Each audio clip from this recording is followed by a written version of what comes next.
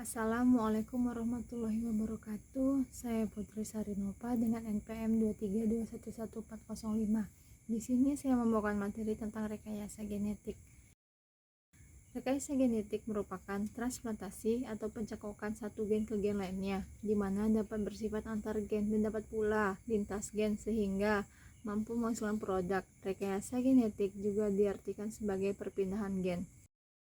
Tujuan rekayasa genetik yang pertama pada tanaman. Rekayasa genetika pada tanaman mempunyai target dan tujuan antara lain. Yang pertama, peningkatan produksi. Yang kedua, peningkatan mutu produk supaya tahan lama dalam penyimpanan pasca panen. Yang ketiga, peningkatan kandungan gizi. Yang keempat, tahan terhadap serangan hama dan penyakit tertentu. Yang kelima, sterilitas dan fertilitas serangga jantan untuk produksi benih hibrida. Yang keenam, toleransi terhadap pendinginan. Yang ketujuh, penundaan kematangan buah. Yang kelima, kualitas aroma dan nutrisi. Yang keenam, perubahan pigmentasi. Dan tujuan yang kedua pada mikroba. Rekayasa genetika pada mikroba antara lain: yang pertama, mikroba untuk fermentasi. Yang kedua, pengikat nitrogen udara. Yang ketiga, meningkatkan kesuburan tanah. Yang keempat, mempercepat proses kompos dan pembuatan makanan lemak. Yang kelima, mikroba prebiotik untuk makanan olahan. Yang keenam, untuk menghasilkan bahan-bahan obat-obatan dan kosmetik. Nah, di sini ada contoh rekayasa genetik. Yang pertama, sintesis insulin. Yang kedua, polymerase chain reaction atau PCR. Dan yang ketiga, terapi gen. Teknik-teknik rekayasa genetik. Yang pertama itu ada teknik plasmid. Teknik plasmid dalam rekayasa genetik, para ahli di bidang bioteknologi dapat mengembangkan tanaman transgenik dan yang resisten terhadap hama dan penyakit, adaptif kekeringan dan kondisi tanah yang tidak subur, hewan transgenik, dan lain sebagainya. Teknik rekayasa genetik yang selanjutnya adalah teknik hibridoma. Teknik hibridoma penggabungan dua sel organisme yang sama ataupun dari sel organisme yang berbeda sehingga menghasilkan sel berupa sel hibrid atau hibridoma yang memiliki kombinasi sifat dari kedua sel tersebut. Contohnya, teknik hibridoma adalah pembuatan antibodi monoklonal.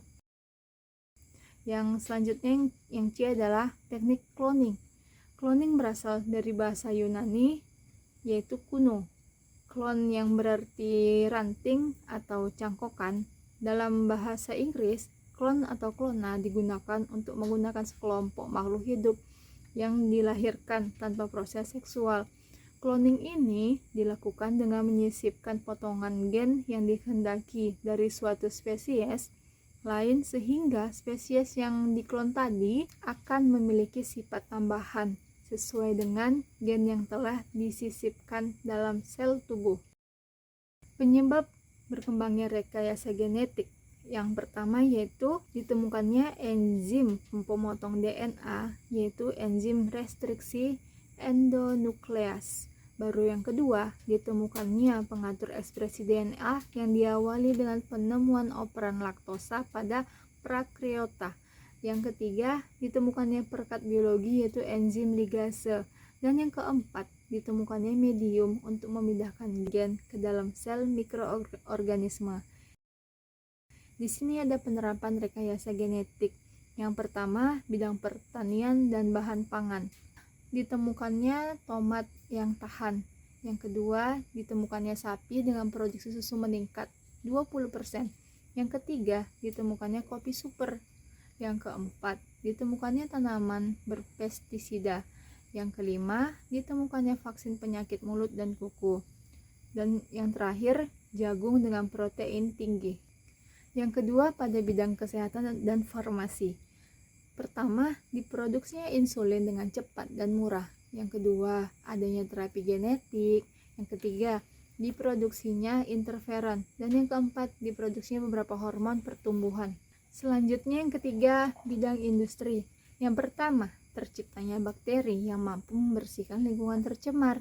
Yang kedua, bakteri yang dapat mengubah bahan tercemar menjadi bahan tidak berbahaya.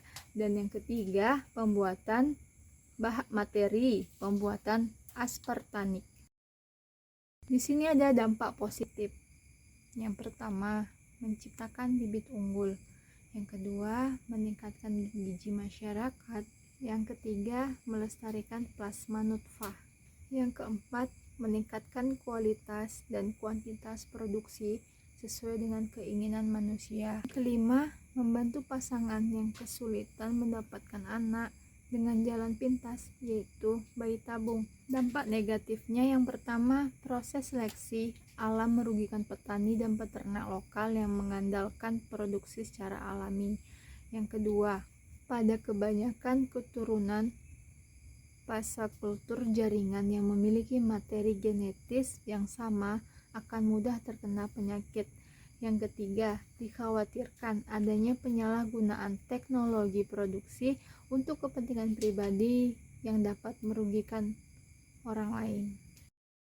Sekian dari penjelasan yang saya sampaikan, lebih kurangnya saya mohon maaf. Wassalamualaikum warahmatullahi wabarakatuh. Terima kasih.